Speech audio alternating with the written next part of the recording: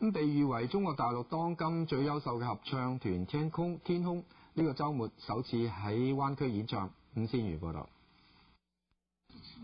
由湖北華中師範大學音樂系學生組成嘅天空合唱團，應全美合唱指揮家協會 ACDA 嘅邀請到芝加哥表演。灣區之音合唱團力邀喺本地安排咗一場演出。那種空靈，那種純美呀，給我印象非常深刻，而且他們的聲音可以融合出一種效果，一種氣氛。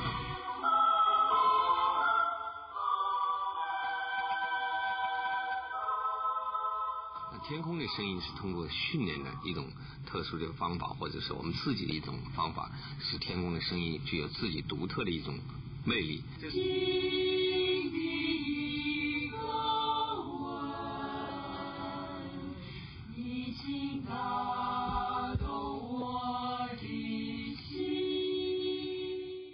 合唱團30幾位成員情同姊妹。像我們唱歌的時候，排練的時候啊，如果累了的時候，就是不是每個人站成一條嘛，然後每個人轉身就跟後面的人幫前面的人這樣按摩肩，然後再轉過來。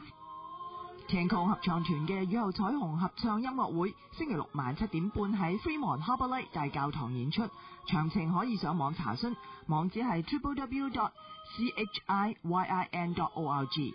26台記者吳善如報道。